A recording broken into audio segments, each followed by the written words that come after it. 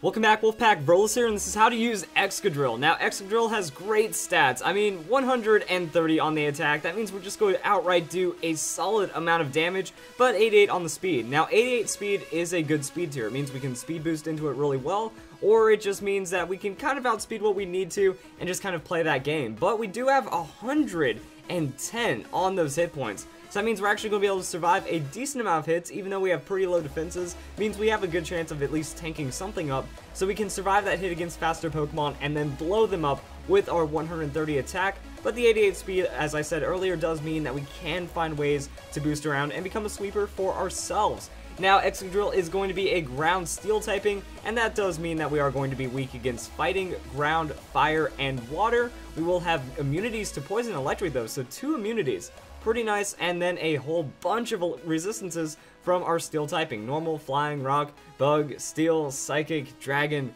and fairy. So we're going to be resisting really well, and that means that we can bring this Pokemon in on quite a lot and then just start going for some damage. Hopping into Pokemon Showdown, Excadrill is actually pretty interesting to talk about. So it's mostly going to be these 3 moves, and then a bonus move, and then kind of however else you need to run it. So first off, we're just going to look at Iron Head. Iron Head is going to be a very powerful move on Excadrill. 80 base power, but it also gets stab. So that means we're going to have a solid hit right there, fairy killing, as well as just a little bit of destruction, and a 30% chance to flinch the target. When in doubt, just throw out the Iron Head. That if Rock Slide or Earthquake isn't going to be enough damage to KO, you might be able to follow up, you get that flinch, then you go into the Earthquake, and you can secure a KO off of a 30% chance. Then we have Earthquake. Earthquake, stab move, you're ground typing. I mean, beautiful. Any ground type Pokemon is going to have a field day with Earthquake, so that means we have a 150 base power with our high attack, and then we're just going to be able to hit a lot of Pokemon. Also gives us some synergy and doubles, and then Rock Slide. For some reason, we get access to Rock Slide, but we don't get Stone Edge. That's just kind of interesting right there. So with Rock Slide, that's just going to be extra flying coverage. So that means we just throw out the Rock Slide, we go for that super effective damage. Talonflame, Charizard, those Pokemon are just going to evaporate. Even though with Charizard we will have to outspeed it, but that's also why we get into some of our other things. And then our 4th move. Now our 4th move is going to be something off of this list. This isn't a moveset list right here. This is what you can put as the 4th move for Excadrill. Some people like to put Rapid Spin. Rapid Spin makes it to where if they're setting up Stealth Rocks, any kind of entry hazards, that means you can bring in Excadrill on a favorable matchup that, okay, they have a poison type Pokemon. I'm going to bring in Excadrill, be immune by their poison type move that they were using. Most likely they're going to switch out, so you might as well just make the safe play and go for that Rapid Spin. Now you're going to be clearing hazards. This works with any of Excadrill's resists as well. If you come in onto a fairy type Pokemon, they don't have Flamethrower or Hidden Power Fire, then you just make sure that you get that Rapid Spin, they switch out, and then you try to go for free damage after that. You also have Facade. Now if they have Will-O-Wisp on their team, they're going to use it, and then if you do get burned, at least Facade will be damaged, and since the power doubles, it's going to be like using Earthquake, just slightly less damage, so that is a nice backup to have. If you already have a Rapid Spin Pokemon, if you have Defog, or if you just really don't worry about entry hazards, Facade's going to be pretty good.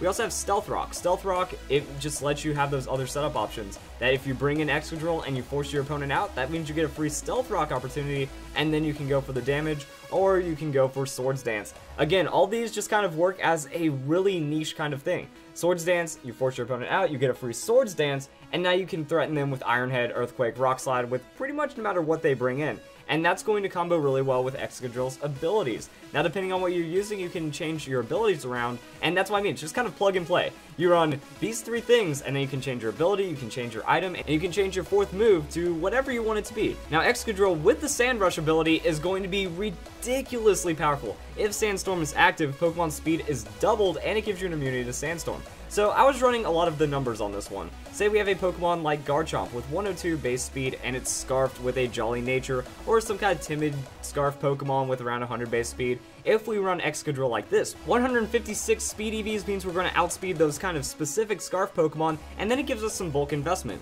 Now, 100 base hit points is kind of the lazy way of doing it. If you want to get really specific, you can put points into defense and special defense. That's going to give you more effective tankiness because our defenses are so low. So we're actually going to be bulkier by investing into the defenses instead of the hit points in this situation, and you can kind of do it however. If you want to just endure more physical hits, you can do that. If you want to split it, you can do that, or if you want to take some more special hits, you can play it like that. So it is preference, you can go with a split. I would just recommend defense because there are a lot of physical Pokemon in the game, and this is going to be pretty pretty much it. That all you need to do is have some kind of sandstorm going. So you lead with Smooth Rock Hippowdon or a Smooth Rock Tyranitar. They do their thing. They can set up a Stealth Rocks. They can go for whatever kind of thing they need to do. And then Excadrill comes in with a couple of turns of very hard sweeping, and that's why we run the Swords Dance on this set. Because we come in, we use that Swords Dance in a very favorable situation, the opponent switches out, or we tank their hit if it isn't super effective, and then we go for our Earthquake or Iron Head or whatever sweep until the sand wears off. Now, even after sand wears off, if we tear through the opponent's sweeper Pokemon, that's going to be fine. If we still have our Sandstream Pokemon up, we just switch out Excadrill, go into our Sandstream Pokemon, refresh that sand, sacrifice off that Pokemon, and then Excadrill comes back in. Still has a few more turns of just wreaking havoc on the opponent, and that's going to be with whatever moves. Now, what we can also do is run Scarf with Mold Breaker. Mold Breaker Excadrill is an excellent Pokemon because we have a Ground-type Pokemon that's going to get Stab Earthquake with Mold Breaker. Levitate Pokemon are going to get obliterated by it, and then we can run Choice Scarf. Now, to get the most speed possible, we're just going to run 252 speed on that 252 attack with the Adamant Nature, so we still have a very high amount of damage, over 400 attack, while also getting over that 400 speed as well. So, I mean, we're just going to be doing so much damage, and it's going to be beautiful with that Mold Breaker. So, Pokemon with Levitate, boom, we're going to be able to destroy them. We outspeed Gengar, we hit it with an Earthquake. We outspeed Rotom, we hit it with an Earthquake, and that's going to be your KO like that. So because of Scarf, that's why I'd recommend Facade on this set. That if you're kind of Scarf locked, you get burned, you switch out, you reset for that Facade, and then you're good to go. That way you're not stuck doing Rapid Spin or something silly. On that, you just commit to the Earthquake or Iron Head, depending on what you think is best. Not Earth Power, Earthquake, Iron Head, and then we also have the Rock Slide. So those are going to be the basics of Excadrill. Now remember, in double battles, Mold Breaker can be a very powerful tool against dealing with Rotoms and other Levitate Pokemon.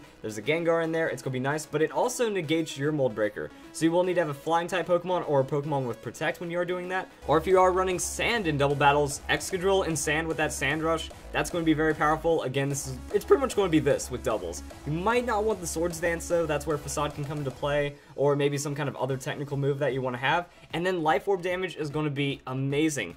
And then there's Sand Force. Now, Sand Force I don't feel is that great because 88 base speed means we're not going to be outspeeding much. We have to Scarf into our Sand Force, and that's only giving us 30 more damage, or 30% more damage in Sandstorm. Life Orb gives us 30% more damage, so that means we can just run Sand Rush with Life Orb. So we're getting more speed for the same amount of damage if we had Sand Force, and we actually don't get locked into a move. So Sand Force not going to be useful in pretty much every situation, but that Sand Rush with Life Orb going to be powerful, or if you play around the Mold Breaker, that's really good as well.